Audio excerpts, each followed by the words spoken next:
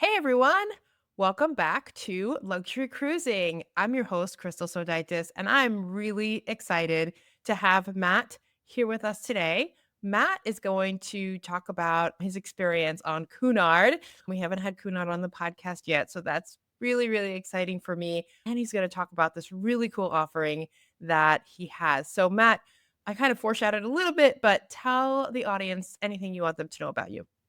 Sure.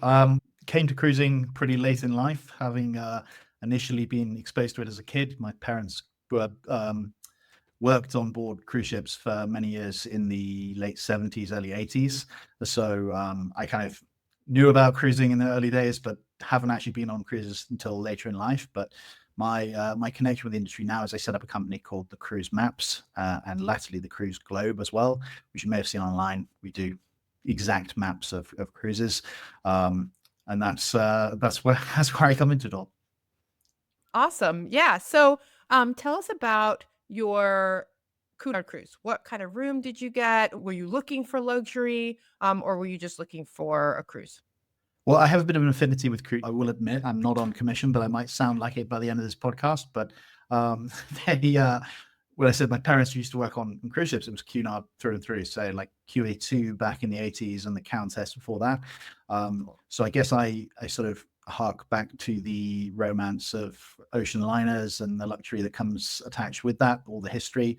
I totally buy into that and I enjoy that. And so I'm yeah, the with you cruise I there. went with, Like, I think that's so cool that they worked on Kiwi too. Like, that is yeah, the it's really quintessential special. cruise ship. It's really special, and I think a big part of what I have done recently in the last couple of years is trying to experience that for myself with QM2. And so this last cruise was on QM2 up to the Norwegian fjords from Southampton, and I actually took my mum because she's sort of in the last couple of years for the first time kind of gone back on board as a passenger, which is really cool, experiencing it anew. But yeah, we went and did the Queen's Grill suites up to as far as sort of Alisund and Bergen for a week, and then back down to Southampton. Beautiful. Tell us about the room. What was the room like? Room was really cool. It was on nine deck, and I think you know like you would expect on a suite, I think on most of the luxury cruise lines now, it had, we had twin beds and then a really nice sofa, chaise lounge, and TV, the desk, which was really useful because I was working throughout the trip. So that was amazing to have that. And then the balcony with really, really nice, like rattan furniture, cushions, etc. there. Free mini bar and free sort of refreshments throughout, a really nice like kitchenette area, and then walk-in wardrobe and really, really good sized bathroom actually. Really nice. So, you said there was a mini bar that was included that was in the room. I'm assuming stacked with whatever your preference is for snacks and drinks. And Yeah, then did you well, pardon? Say that again? very well stocked. Well stocked. Yeah. So, but and then also when you were outside the room, did you have a drink package included, like the premium drink package or basic drink package? No, I didn't actually, but I don't drink. So for me, it was not like it wasn't the core focus. Plus, you could get it all to the room. And I actually ended up spending so much more time in the suite this time because it was so nice rather than necessarily as much time around the ship. Because there's a butler in every room. It's a really impressive experience. So, I love the idea of a butler. I could only imagine what a butler on Cunard is like. Can you tell us? What did the butler do? What was that experience Yeah, like? they definitely invest in the whole White Star service, they call it, where, it's very impressive. And it can be anything from the way they advertise it is it's from anything you need really. Can be booking things, shore excursions, reservations at the restaurant, through to they have a pillow concierge. I didn't actually use that myself, but it sounds fancy. And then pretty much room service as part of the package whenever you want it. Be that just like a cup of tea or coffee through to like if you want afternoon tea or dinner. They kind of try to facilitate the same experience that you would get in the restaurant, but in your cabin if you want to. Like if you didn't want to go out, you could. Um, but yeah, like full white tablecloth service throughout is very impressive. And did the butler have I'm sort of, like, picturing kind of like a I can't remember what the name of the butler is in Downton Abbey, but kind of like did they have a typical butler outfit on with, like, the gloves, or was it just sort of, somebody A that little was bit more dressed like even nicely more, in Cunard yeah. colors? Yeah, a little bit more like it's sort of more think, like you would normally get a steward or a stewardess on board, but just a lot more attentive and definitely like more willing to do things very quickly. Just for you, I think they were only covering maybe 10 or so cabins each. So Oh, it's, you get a very, very like tailored experience to your taste. It's incredible, even in a week, how quickly they get to know exactly what you want and when, even without asking. And that's kind of, I suppose, part of the package, as it were.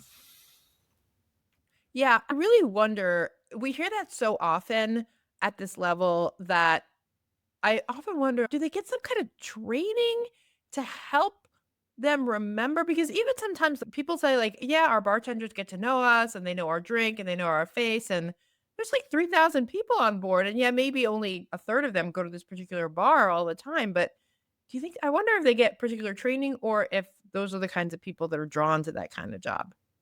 I think it does operate so it sort of pulls people up from hospitality roles, in different classes within the ship, and sort of as they prove their abilities to do that kind of thing, they sort of get drawn up into the higher paying cabins. So I think there's an element of that. But no, they're really impressive for the personalization. But even in the restaurant, you sit down in the Queen's Grill, you have the same table for the whole duration. That's yours. So you end up getting the same weight every time, and you don't have to ask for things almost by the end of it. But it's impressive because, of course, a week long cruise, you've got a whole another set of guests to get used to every week, right? Yeah. It is genuinely they do a great job. Yeah, it's really impressive. And you had mentioned, this isn't the first time you've traveled on Cunard. And we were talking before we started recording that you don't always travel in the Queen's Grill. So can you tell us what's the difference between eating in the Queen's Grill and eating in their main dining room? Yeah, certainly always travel that way. This was more of a bit more of a special occasion to us. Frankly, I'm just inquisitive. But no, the big difference is probably the personal experience. As I said, is the sense that you're always getting the same waiter. They're much less hurried, I would say. The ratio of servers guests in the Queen's Grill is crazy, frankly. It feels like it's one server for every two or three guests sometimes. I'm sure it's Mhm. not, but it feels close to that. And then that personalized experience kind of also stems to the food itself. So you could order off menu pretty much as you want. You have to give them a bit of notice. But if you didn't want something on the menu that day, or you wanted it heavily adapted to your needs, desires, whatever they are, pretty much always going to do it for you. And I mean, that creates a really, I think, quite unique experience. You wouldn't be able to get that in a restaurant, really. Even if you went to a really high Yeah. end restaurant on land and you started making big demands of what you wanted that wasn't on the menu, I Yeah, think a lot of no. people would tell you, no, thank you. It's not going to happen. Yeah, I think that's definitely one of the things that I love most about eating in a cruise ship restaurant is that they are so committed to you having the greatest meal of your life every single night. And Yeah. that they just wanna cater to what is it that you want? On our last cruise, my oldest one, she has a hard time finding something that she wants to eat on the menu, and so we mentioned it to our waiter, and he basically had them create kind of like a seafood grill for her because she will eat, like, mussels and shrimp and that sort of thing, and it was so nice. He was like, "Yep, we'll just take care of it, no problem." I mean, he wanted us to come back because you know, obviously the more we eat there, the more likely he is that he's gonna get a better gratuity, which, is a valid point, but also they really want to make the cruise special for you. They want you to enjoy eating.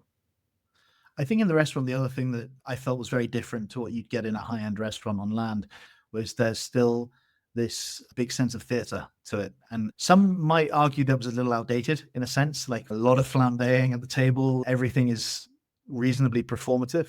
And it is impressive, but it does feel like a different era almost. Well, you have to know that when you book Cunard, it's going to be different than, Norwegian or Carnival, Mhm. or even, Princess, because you are sort of like stepping back into a different era. And how long did the meal take? How long? Oh, How yeah, long on average were your could dinners? stretch out because there's literally a table per set of guests per cabin. They're not turning around multiple covers on one table in a sitting. So there's no pressure to leave. There's no one hurrying you. And so you end up, sometimes you'll do like an hour and a half at dinner. And that's pretty unusual, I think, in a restaurant that's Yeah, largely down to not rushed. yeah. Well, and that's amazing that you didn't feel rushed, even though because an hour and a half is on the longer side, but now a lot of the cruise lines are trying to peel back from, like, because some of them will be, like, 2.5, 3 hours, and you're like, "Come on. That's the I don't wanna spend my whole night here." So and I think they try and bring it back to, like, an hour and 15 minutes, but so an hour and a half is still a little bit longer, a little more yeah. leisurely, but not, super long. You're not committing your whole evening to having dinner, Yeah. so that's And pretty nice to good, be able I to think. start when you want to as well, right? That's the other benefit of not having the multiple covers on one table is that you don't have a set time that you have to go each night. You can arrange the time that you want to. Well, you don't even have to arrange it. You just turn up whenever you feel like you want to, which for a sit down, I haven't had that experience before because usually if you're sitting Yeah. down, you're sort of having to reserve or being dictated to a time that you come. So, yeah, in essence, from a hospitality perspective, it's quite impressive that you can have essentially, theoretically, the entire restaurant could turn up all at once and they would just have to deal with that. So, yeah, logistically, it's a very impressive outfit. Yeah, absolutely. That is really nice too, that you don't have to be like, "Hey, come on, we said dinner 6:30, we gotta get going." It's like, "Nope, I Yeah. just show up whenever we're ready." That's lovely. That's absolutely lovely. Is the menu the same in the Queen's Grill as in the main restaurant? No, I think it's quite different. And on this particular cruise, there was a celebrity chef on board. So Michel Roux Jr., who runs Le Gavroche in London. And so they were doing sort of Le Gavroche at sea, which was so he had signature dishes that were on the Queen's Grill menu. I don't know if they were elsewhere as well, but I think perhaps not. But yeah, I was quite special. Wow, that's pretty cool. Did you book it specifically knowing that this was going to be I I his didn't have sailing, or the was it happy just sort of luck? coincidence. I think coincidence. I think Cunard are like definitely going maybe a little bit more down that route of celebrity chefs on board. I think really kind of ties in quite well with their brand as well. Having that kind of name recognition of a chef on board is pretty a powerful driver for some, I think. But no, for me, it was just a happy coincidence. Oh my gosh, my insides are, like, wanting to go to the website right now. Look for that. That sounds so cool. And I wanted to also just mention, I would think too that your afternoon tea in their stateroom is an actual, English afternoon tea. It's not just a pot of tea. They bring you maybe some Oh, no. sandwiches, some scones, all the good stuff. Yeah, no, very impressive. And like for me personally, I think in terms of the food, that was probably my favorite bit. It was the afternoon tea. It's unbelievable. The pastry chefs that are on board must be, you know, next level because they are doing some Yeah. pretty impressive things there. And yeah, there's a separate. It's called the Grills Terrace, I believe, whereby you can go and get afternoon tea with just the grills guests in the suites, and then that's it. I think it's a very very similar experience to what you get for the rest of the ship as well, but it's more just there's always space, there's always a table for you rather than having to, because the afternoon tea on Cunard gets so popular now on a sea day, particularly in the Queen's Room, which is like the main ballroom where it's served very theatrically as well. It's very impressive to get a seat there. Some people were having to go and sit down an hour in advance to bag a seat for it. So Yeah. it's obviously a perk not to have to go and do that, right? You can just walk in to this other location for the tea. Yeah. Wow. That sounds fantastic. Um, any other luxurious amenities that came with the room? Mm. So on top of the mini bar, there's you can select to like pretty much any spirit, alcoholic spirit you could imagine, any bottle of anything you want. and they just turn up to the room with that, and that's part of the package. It was quite impressive. Um, what else? Bathtub in the room. That's quite unusual, I think, in a cabin. With like you can turn that into a hot tub if you wanted to. Um, but yeah, I think that was it really. I mean, truthfully, QM2 is you notice she's a 20-year-old ship as well, right? So like Mhm. in terms of the interior and the fittings in the room, you definitely notice that it was, hasn't really had much new since 2004 when she was launched. And so although clearly very high quality and high end at the time, it is looking a little dated. There's no two ways about Mhm. that. Yeah. Um, uh, but equally, these ships have a 40-year lifespan. She's 20 years in. I should imagine she's not far off a refit now in the next couple of years. And that if Queen Anne, their newest ship, is anything to be gauged by, I think they'll do a very nice job of it. So, yeah. Yeah. Awesome. That's good to know too. Like, know what you're getting. And a lot of, I think of it as like bricks and mortar, even though with a cruise ship, it's probably like steel and paint. That's the steel and paint part. But for me, luxury, yes, it's very nice to have, marble bathroom and all the like shiny fixtures. But I really like, what's the service I get? What are the little touches? Like not having to make a reservation for dinner to be able to sit down for dinner. That for me really is what luxury is about. Were there Yeah, I any would agree. when you left for the excursions, was there anything particularly white glove about you being able to go on excursions, or were there special excursions? There weren't special excursions. There were some priorities for disembarking generally, but not on the port calls, just at the end of the voyage. So no, I think that the excursion piece was probably more just a case of being able to book them more easily as well. So there's a concierge there who, the combination of the butler and the concierge will, book whatever excursions you want for you, rather than having to go down to the desk and figure it out. And you're kind of kept away from the purser, and that definitely saves you a bit of time, which is nice. But the experience of the excursion yourself, I think, would be exactly the same. Okay, got it, got it, got it, awesome. So, I always ask this of all my guests, and we talked a little bit about what my definition of luxury is, but what's your definition of luxury? Yeah, it's a good question. Um, I think it's the experience of having things done for you. That's like from my perspective, it's sort of not having to lift a finger is such an artificial but obviously lovely experience. And I think you can only get that really in true luxury where everything is just catered for. And I love that sort of full picture of, whatever you need, we're going to get it for you. And so it's service, I suppose, essentially what it boils down to. I do think the personal touch is the key thing, because that's only obviously feasible with small numbers.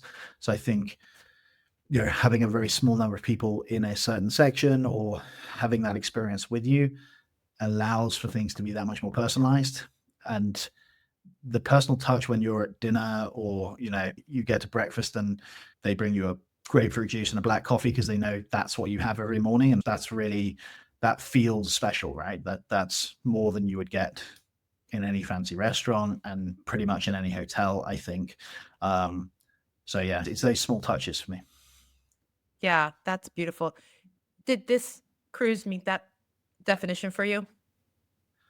Yeah, it did. I mean, the other side to luxury for me, and I do think is important, is like the interior. If you're talking about a room, I do think the interior and the quality of things like fittings and you know uh, everything working perfectly is a factor. And for that, I think it fell a little short. If I was being really hypercritical, just the sense of, if for example, right, if a TV is on the wall is 10 years old and the remote's not working great, like that lets down the experience a little bit. It's obviously, I think it sounds ridiculous even saying that, obviously, but if you're being hypercritical, like that kind of stuff matters if at the very, very top end.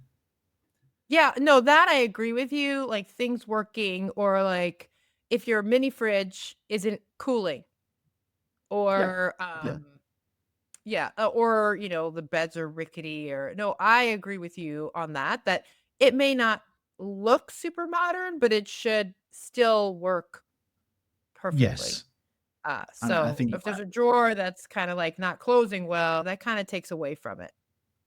it does a little bit, although I know it sounds ludicrous. Yet in isolation, it's not a thing, but obviously, a couple of those things happen, and then you sort of like start to question a little bit, is it really at the peak of where it could be? Yeah, yeah, like, it's time to take it's a beautiful ship, and it's a high-end room, and it should be taken care of very well. Yeah, for sure. I would love to hear, how was your mom's experience after working for Cunard probably decades Yeah. ago, um, and now being able to experience it again at this level? What was it like for her? I think she really enjoyed it. She was a nurse back when she worked on board. So yeah, a nurse on board in the 80s was a crazy experience anyway, a lot of, yeah, I mean, less of the Yeah, better times. But, I think she definitely was a long way away from that experience on board. And, she was saying that she was looking forward to, before this voyage, experiencing the Queen's Grill desserts again. Because what would happen in the day is that the porters would try to curry favor with the nurses on board by bringing down the Queen's Grill desserts for them in the ward downstairs. If you can get past as she did in the first couple of days, get past the wasn't like this in my day kind of comparison, because that's always going to be the case. You compare 40 years forward, yeah, it's always going to be different. Some things better, some things worse, no doubt. But no, I think she thought it was really special.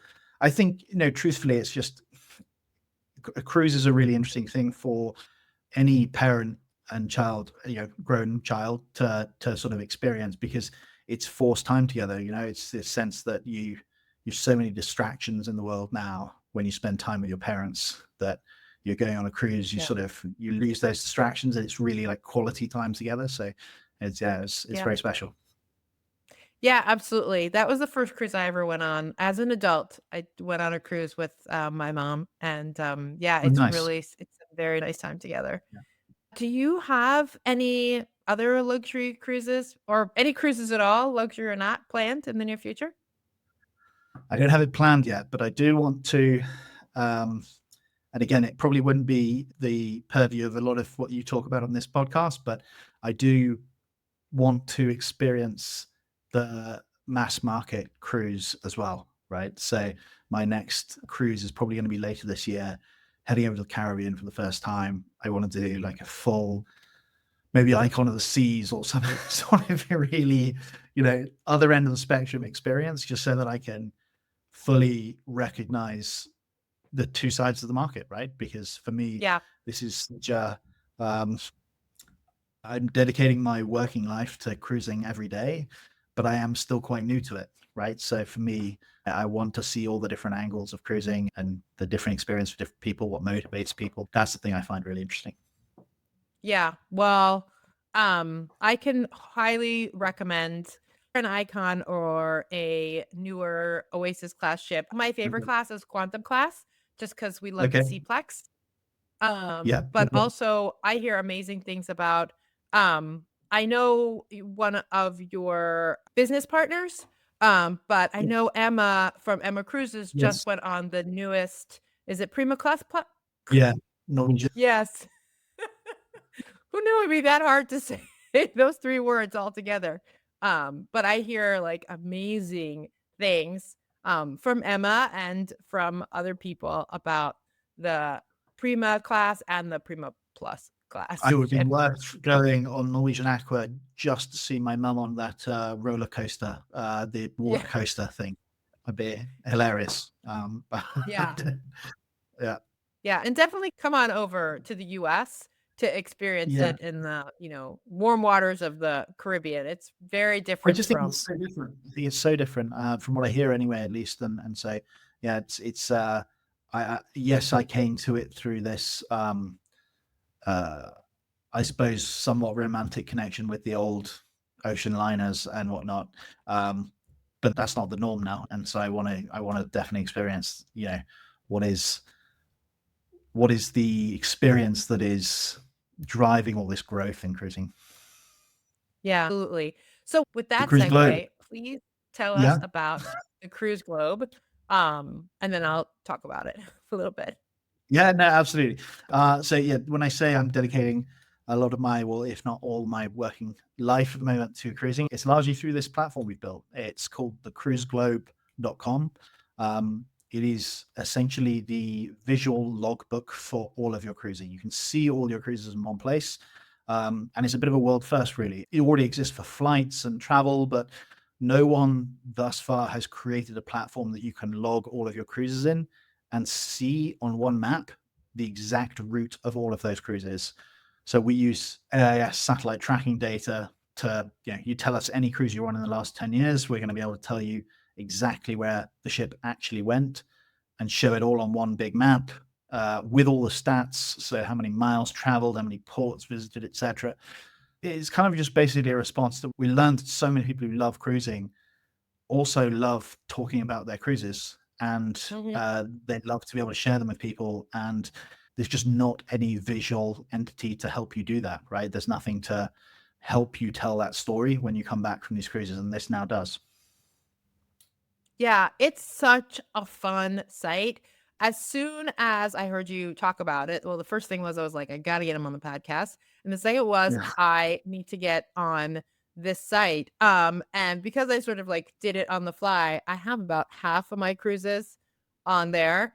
There were a couple that I absolutely needed to. It's really cool. Because a lot of people talk about when you look at your especially some of the short Caribbean cruises that sometimes the ships just, like, go in circles. So I really Yeah. wanted to see if any of mine had gone in circles. None that I have entered in yet. It was cool, though, because I had 2 that, we had to divert because of medical emergencies, and Yeah. so I got to see like, one was we left Falmouth, Jamaica, and then went to Ocho Rios. So you Mhm. see it sort of, like, leave and then come back, and then Yeah. leave again. I am very And excited to those are the say I stories, have, right? like Pardon? Yeah, those are the stories, those are the bits that make it different, that's the experience, is when things maybe don't go entirely to plan. And it's amazing how many times a cruise doesn't actually just follow the itinerary. And we're so used to Right. seeing these itinerary maps that have these just curves between two ports. And it's like that hides all manner of shenanigans that happen on board and things that add depth to what you're doing, right? And so you add that to the stats, and it creates a much more compelling way to talk about it. It so does, and I definitely wanted to map one of my cruises that got diverted because of a hurricane. So I was really curious Yeah. to see, did it take, like, the usual route or did it take a different route? Turns out it took a usual route. We went Western Caribbean instead of Eastern Caribbean. But those are the questions that you're always wondering, and you're like, "Well, what happened in the end?" And this really does answer it. And for people like me, that's like I think it's cool. Like, I have something like thanks to a transatlantic, I have like 20,000 nautical miles, and those are only half my cruises that I put in. Yeah. Like, wow. You get it locked in. You gotta so we're gonna try to get it so that everyone gets as many of their cruises in there. It's totally free, and that's really important to say. For us, it's we have a business that prints maps out for people as keepsakes. You can see some on the wall behind me. Um, that's the business that makes us money. This is just a way to introduce people to that concept. And so there's no onus on anyone to spend any money on this. It's just something we're creating to share with people. And we launched it 10 weeks ago, and it's now got 26,000 people using it. So it's gone a bit crazy, which is awesome. Um, and we're just trying to keep up. Yeah, that's amazing. And I joined the Facebook group, or at least I'm following the Facebook group. I'm in all the things. I will share with people a tip if anybody wants to go on and look at it. It is hard. Sometimes it is hard to remember all your cruises, but if you go into the app, at least for Royal Caribbean and for Celebrity, well, and their sister brands, so the app is pretty much the same. But if you go Yeah, into your loyalty sort of the loyalty section of the app, yeah. it has all of your past cruises. So, it was really That's a easy good for me tip. to just, like, go down the list. It was hard to, sometimes you have to know what the embarkation port is, and in Florida, it's hard to be like, "Was that Fort Lauderdale? Was that Miami? Like, where did I leave Yeah. from?" But it tells you right We away. if still very wrong, we can usually track down what it actually was anyway. So it's always worth just taking a punt if you're unsure. Um, and that's a good tip. The other thing I've just heard people do to find their past cruises is they go through their camera roll on their phone. So you kind of Mhm. scroll through it really easily. If you scroll through quickly, you can easily see which ones have a lot of shots with C in it. Usually that's the Yeah. cruises, and you can kind of tell the dates of those photos. That's one way to do it. But we are trying to make that a bit simpler as well, as in recognize that at the moment having to put in your start port, end port, and start date and end date isn't usually aligned with how people think about cruising, where it's usually like, okay, I started on this date and we did 7 nights, right? And so we're going Yeah. to make the input mechanism a bit easier for people as well, because frankly, it's really special when you've got all of your cruises in there. And then every time you go on one, you just add it in and you can see how they intersect as well. A lot of people are now telling us that having put all of their cruises into the cruise globe, they are now seeing the bits of the Mediterranean or the bits of the Caribbean that they've not experienced before. And it's like influencing the way they book their next cruise, which is kind of alludes to what we want this to be eventually, because I think it'd be the perfect platform um, to see cruises that you could book. Yeah, well, it is super, super fun. And we will put all of the links in the show notes so people can go and create whether they want a map that they can have printed and put on their wall, or if they want to join the cruise globe community. It's of their choice. So thank you again for being here and for telling us about Cunard and the Queen's Grill. And thanks everyone for listening. And until next time, I wish you safe and luxurious travel. Thank you.